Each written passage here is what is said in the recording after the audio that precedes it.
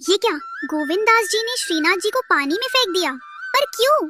जानने के लिए सुनिए ये कथा। गोवर्धन करके गए, बढ़िया कंडा में बढ़िया उपले लगा करके बाटी बनाई, दाल चढ़ा दी।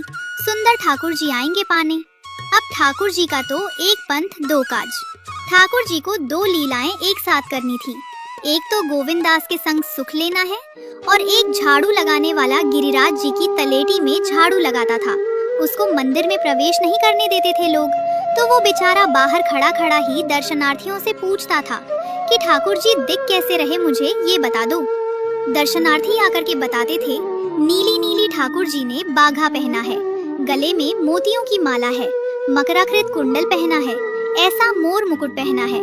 तो वो अपने मन में ठाकुर जी का एक चित्र बना लेता था और मन में सोचता, ऐसे दिख रहे होंगे ठाकुर जी। पर रोज प्रार्थना करता था, नाथ मुझे लगता है इस जन्म में तो आप मुझे कभी नहीं दिखोगे। हे ठाकुर जी, इस जन्म में तो मैं आपके योग्य नहीं हूँ, पर मुझ पर बस इतनी कृपा कर दो कि अगला जन्म में मुझे चींटी बना देना, तो चींटी बन करके मैं आपके 56 भोग में ही आ जाऊंगा, भीतर आकर आपका दर्शन कर लूंगा, लेकिन मुझ पर अनुग्रह कर देना ठाकुर जी। उसके इस भाव से लाल जी इतने रीझ गए। गोविंद दास जी को बोला था कि दाल बाटी खाने आएंगे। अब मंदिर बंद करके सब तो चले गए वहाँ से। ठाकुर जी मंदिर से निकले। जैसे ही बाहर निकल करके आए तो गिरिराज पर्वत के नीचे वही झाड़ू लगाने वाला, उसके नेत्रों से आंसू बह रहे थे, ठाकुर जी का चिंतन कर रहा था। तभी ठाकुर जी जोर जोर से चिल्लाने लगे, अरे जल्दी से आओ, देखो मेरे पैर में कांटा लग गया, अरे जल्दी से कोई आओ, इस कांटा को निकालो, मुझे तो बहुत दर्द हो रहा है, अरे भैया जल्दी आओ। अब ये स्वर जैसे ही सुना, उस झाड़ू लगाने वाले ने, उसके नेत्र खुल गए। बोले कि ये स्वर कहाँ से आ रहा है।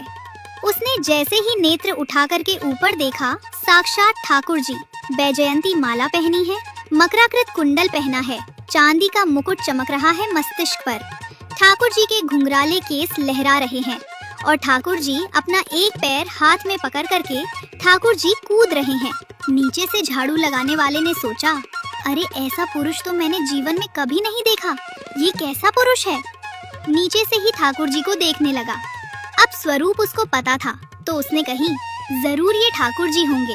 वहीं से प्रणाम करने लगा।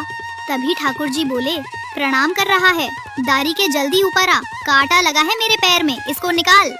तो वो झाड़ू वाला बोला, मैं ऊपर नहीं आ सकता, गोसाई जी मारेंगे मुझे, सब लोग डांटेंगे मुझे।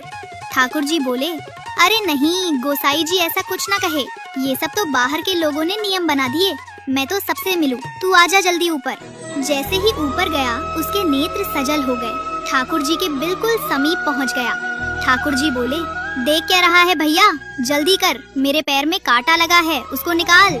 जिन चरण कमलों के स्पर्श के लिए सदा लक्ष्मी लालायित रहती है, ठाकुर जी ने उसकी गोद में अनायास अपने चरण रख दिए। बोले, जल्दी कांटा निकाल। अब वह ठाकुर जी के सुंदर तलवों को बड़े प्रेम से देख रहा है, ढूंढ रहा है कहाँ कांटा लगा है, कहीं उसको कांटा मिल गया। अब इतने कोमल चरण ठाकुर जी के, तो मन में सोच रहा है, मेरे सौभाग्य की सराहना, ठाकुर जी के इतने समीप। कांटा निकालने के लिए बार बार अपने अंगूठे से खींचे, लेकिन कांटा नहीं निकले। ठाकुर जी बोले, अरे ये हाथ से नहीं निकलेगा। उसने पूछा, तो फिर कैसे निकलेगा। बोले, अरे मेरो पैर पकड़ के अपने मुंह के पास ले जा और दांत से निकाल, तब निकलेगा ये। आहा, कितनी कृपा। उसने कांटा निकाला मुख से, तो ठाकुर जी बोले, अब चल, मुझसे चला नहीं जा रहा है। गोविंद दास ने अपनी कदम खंडी में दाल बाटी बनाई है, मुझे ले चल वहाँ पे। बोला, कैसे लेके चलूं? बोले, तेरे कंधे पर बैठकर जाऊंगा मैं। और ठाकुर जी ने अपने दोनों पाँव लटका लिए उसके कंधे पर और सिर पकड़ करके उसके ऊपर ही बैठ गए। बोले, चल, ले चल मुझे।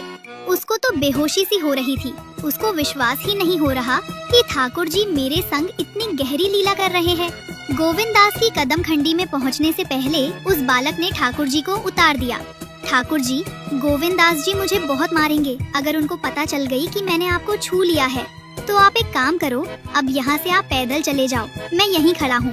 ठाकुर जी बोले, यहीं खड़ा रहे, तेरे लिए भी दाल बाटी लेकर आऊंगा मैं। ठाकुर जी पहुँच गए गोविंद दास के पास। जो ठाकुर जी अचल दिखते हैं सबको, वो सचल दिखते हैं गोविंद दास को। कितनी बड़ी कृपा। गोविंद दास के यहाँ ठाकुर जी पहुँच गए और पहुँच करके ठाकुर जी बोले, चल गोविंदा, जल्दी खिला, मुझे तो बहुत जोर की भूख लगी है। गोविंद दास बोले, हाँ हाँ बैठो। सुंदर व्यवस्था कर दी। ठाकुर जी बैठ गए और बैठ करके सामने पत्तल पर बाटी रखी है, दाल रखी है, चूरमा रखी है, चटनी रखी है।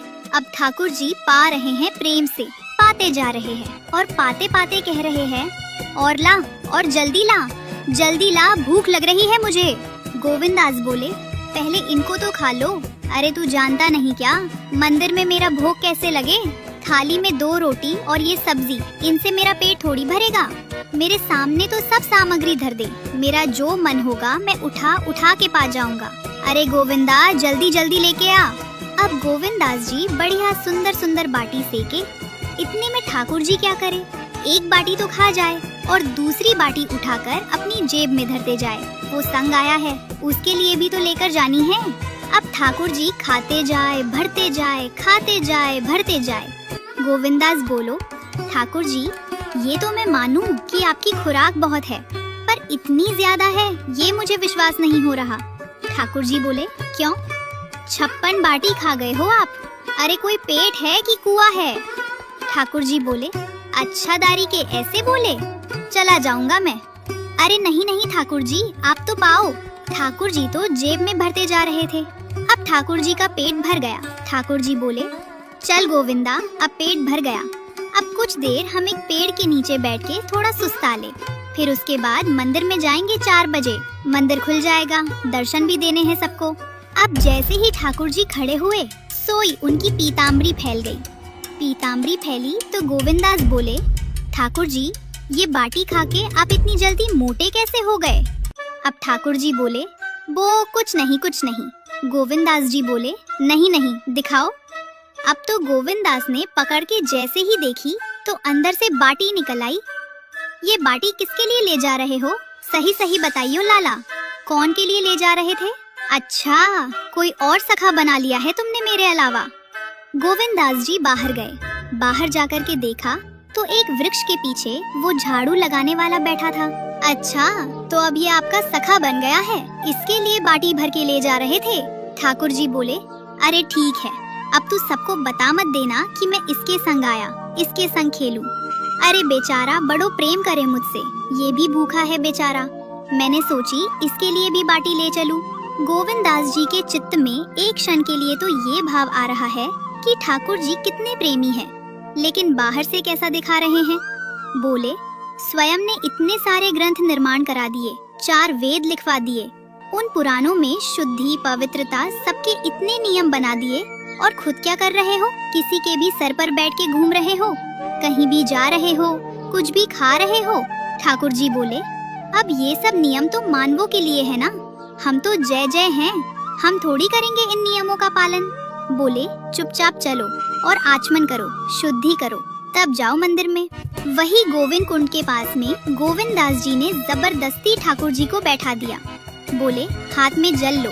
ठाकुर जी जल लेकर के बैठे। बोले, अब करो अपवित्र पवित्रोवा, सर्वा बस्तान गतो पिवा। ठाकुर जी आचमन कर रहे हैं, खुद को पवित्र कर रहे हैं, ऊपर से लेकर नीचे तक। इतने में गोविंदास जी ने क्या क्या, पीछे से गए और ठाकुर जी की पीठ पर जाकर के एक धक्का दिया और पूरे ठाकुर जी डुबा दिए कुंड में। ठाकुर जी पूरे ऊपर से नीचे तक भीज गए। ठाकुर जी बोले, दारी के तेरी शिकायत करूंगो, तू ऐसे करे मेरे संग। गोविंदास बोले, मैं भी बता दूंगा तुम कौन कौन के कंधे पे चढ़ के घूमो।